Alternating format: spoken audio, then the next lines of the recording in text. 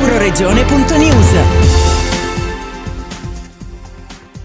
Inevitabile il tema Mittelfest 2023. Inevitabile, è questo il tema dell'edizione 2023 di Mittelfest scelto dal direttore artistico Giacomo Pedini, una parola che evoca l'inestinguibile contrapposizione tra destino e possibilità di scelta, tra immutabilità e libero arbitrio. Questo è il dilemma da sviluppare tra musica classica e contemporanea, teatro, danza, marionette di figura, arte circense e arte virtuale nel Mittelfest 2023. Dopo gli imprevisti della passata edizione, il 2023 del festival si porrà l'annosa domanda su quale sia il margine dato alla scelta del singolo, quella capace di cambiare l'andamento di un meccanismo che sembra immutabile, un dubbio sempre più attuale nel tempo che viviamo. E invece un viaggio nel passato di Mittelfest, il progetto Mittelbabel, che è stato presentato dal suo ideatore e curatore Roberto Canziani. Mittelbabel è l'archivio e la memoria storica di Mittelfest, una piattaforma digitale realizzata dallo studio Zeranta che permette la libera fruizione in rete dei documenti di 30 anni di festival. Testi, locandine, programmi, foto, video saranno liberamente consultabili da tutti.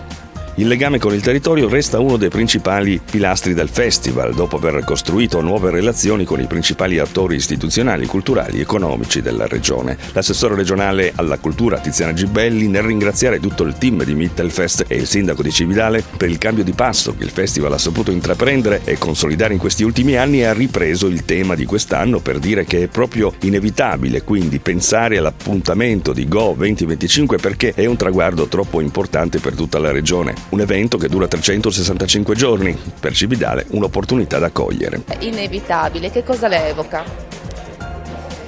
Inevitabile è molto di quello che ci succede nella vita. È inevitabile che dobbiamo affrontare situazioni che non abbiamo determinato, ma è anche inevitabile che possiamo fare delle scelte, che dobbiamo fare delle scelte. È un pezzo di vita.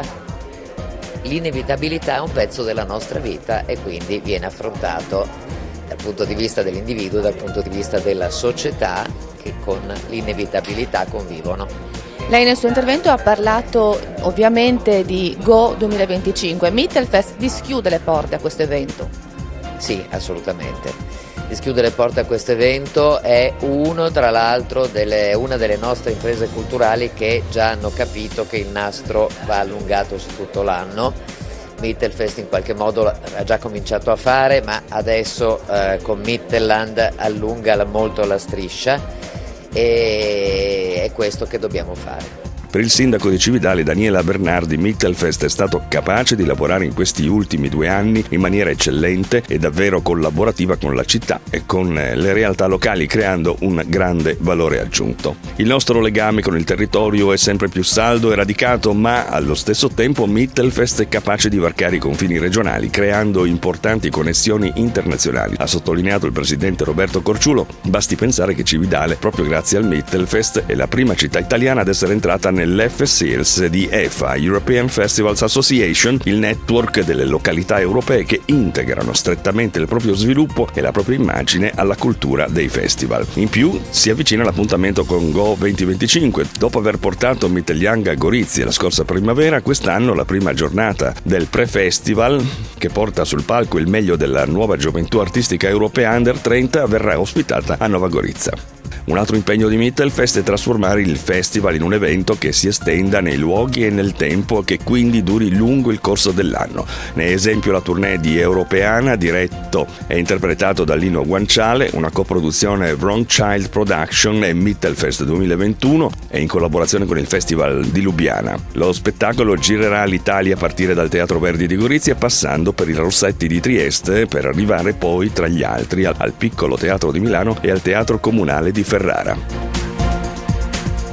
Euroregione.news